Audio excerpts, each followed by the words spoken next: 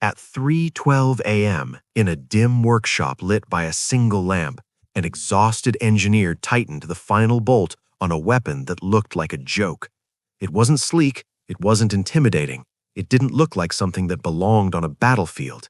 It looked like something a desperate man would build when every serious solution had already failed.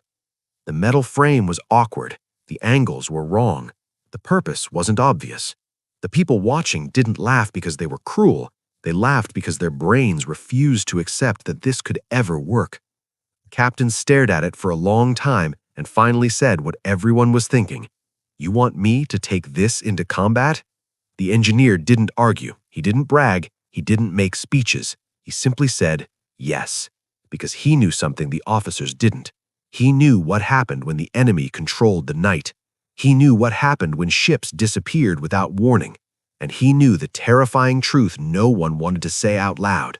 They were losing, not because their men weren't brave, but because they were blind. In the early years of the war, one of the most dangerous jobs in the world wasn't flying a bomber or storming a beach, it was sailing in a convoy. Picture it, dozens of merchant ships loaded with fuel, food, ammunition, everything needed to keep a nation alive, moving across a dark ocean in a slow, predictable line. Now, picture the hunters. Submarines didn't need to win a fair fight. They didn't need to outgun anyone. They only needed to do one thing, get close enough and vanish again. A torpedo didn't care how brave you were. It didn't care if you had a family photo in your pocket or a prayer on your lips. If it hit your ship, your story ended in freezing water and darkness. And the most terrifying part? Often, nobody even saw what killed you. A ship would be there, then suddenly, it wasn't. Flames, screams, oil on the surface, then silence. The escorts would spin in circles, searching the sea for a target that wasn't there, because the enemy had mastered something brutal and simple: strike from invisibility. Commanders tried everything. They improved convoy formations, they built better depth charges, they trained crews harder. But the problem remained the same. You can't defeat what you can't find. And submarines were experts at not being found. Some nations believed the answer was bigger ships. Some believed it was more escorts. But one man, in a workshop, believed the answer was stranger. Not bigger, not stronger, just smarter. And ridiculous. His idea started as a question that sounded insane. What if we could see a submarine without seeing it? Because a submarine wasn't truly invisible, not completely. Even underwater, it made noise. Metal parts hummed, engines vibrated, propellers chopped the sea. And that noise traveled. The ocean carried sound like a hallway carries footsteps. But hearing it was one thing, turning it into a weapon was another. The engineer's plan wasn't to build a gun, it was to build a trap. A weapon that didn't look like a weapon, a device that didn't rely on human eyesight, a machine that could sense what humans couldn't, and most importantly, a weapon that could strike before the enemy knew he'd been detected. That last part mattered more than anyone realized, because submarines were confident for a reason. When they attacked at night, they assumed escorts were reacting blindly, guessing, hoping, dropping charges where the submarine might be.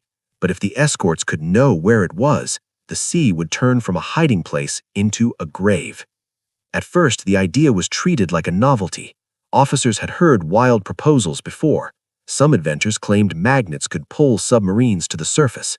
Some suggested new flares, new lights, new paint colors. But this engineer didn't show up with a speech, he showed up with a prototype. And it looked ridiculous. It was basically a crude metal launcher attached to a ship, paired with a strange sensor setup that reminded people of an awkward science experiment. No dramatic barrels, no intimidating recoil, no cinematic power, just an ugly, practical thing built to do one job. And when officers saw it, they hated it.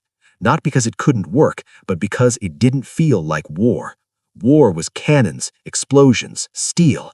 This looked like something you'd mount on a fishing boat, something the enemy would laugh at, something that would get your crew killed if you trusted it. But the sea didn't care about pride.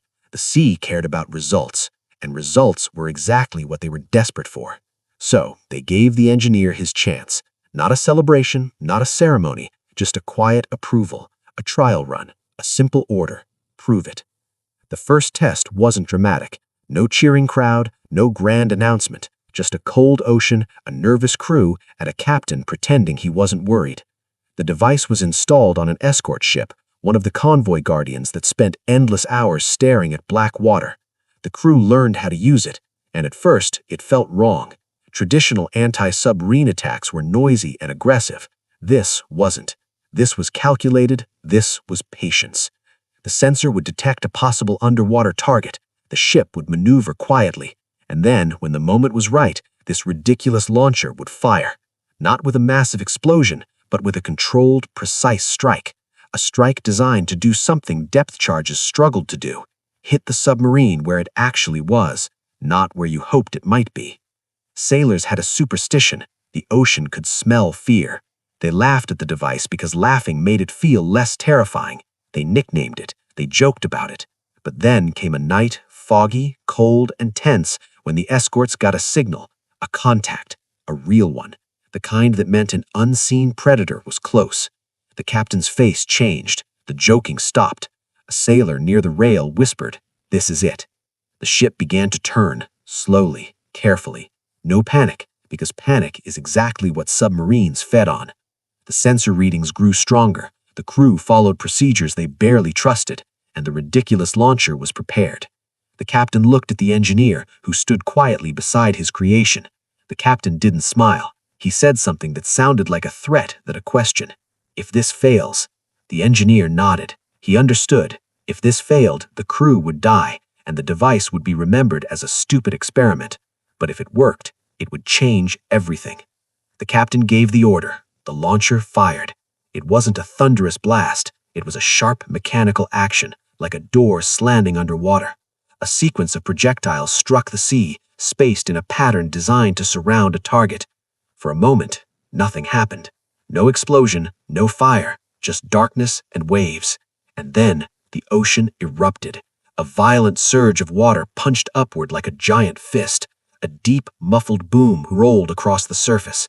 The sea churned, oil spread, debris surfaced, and the men on the deck stared in disbelief. Because they weren't looking at a guess, they were looking at proof.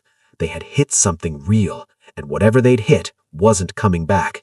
The captain's jaw tightened. He didn't cheer, he simply exhaled, slowly, like he'd been holding his breath for months. And the engineer, the man whose weapon had been laughed at, finally allowed himself the smallest expression of relief, because he knew what this meant. This wasn't one lucky strike. This was the moment the ocean stopped being the enemy's playground.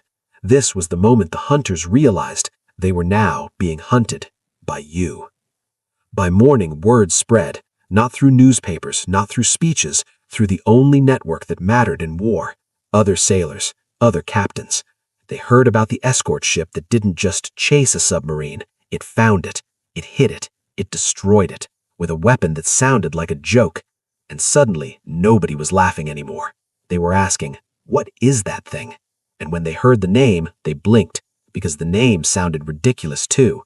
But it didn't matter, because that ridiculous weapon had just done what months of fear couldn't.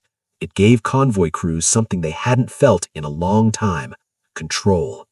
For years, anti-submarine combat had been an exercise in educated guessing. Depth charges were dropped in patterns. Captains watched oil slicks and bubbles. Sometimes debris floated up, sometimes it didn't. Often, submarines escaped simply by diving deeper, changing course, and waiting. That uncertainty shaped everything. Convoys moved slowly because they had to stay together. Escorts burned fuel chasing ghosts. Crews stayed tense for hours, sometimes days, after an attack that might not even have been real. Submarine commanders knew this. They exploited it. They fired torpedoes, slipped away, and listened to explosions above them, knowing the charges were falling behind or too far to the side. But the new weapon broke that rhythm, because it didn't explode unless it hit something. That single fact changed everything. Traditional depth charges detonated at preset depths.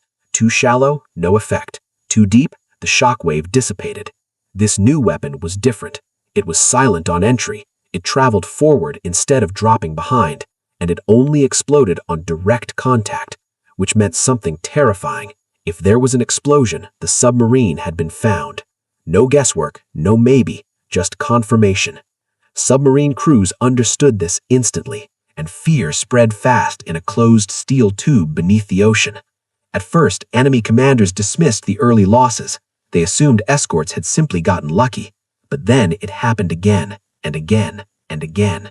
Convoys that should have been easy prey suddenly pushed through untouched. Submarines that fired and attempted to reposition never got the chance. They were hit before they could dive deeper, before they could escape, before they could even understand they'd been detected. And something else changed too. The escorts stopped circling aimlessly. They attacked with confidence. Confidence is contagious. Sailors who had once flinched at every creak of the hull now trusted their instruments. They trusted the ridiculous launcher bolted to their deck. They trusted the process. Instead of panic, there was discipline. Instead of chaos, there was coordination. Escort ships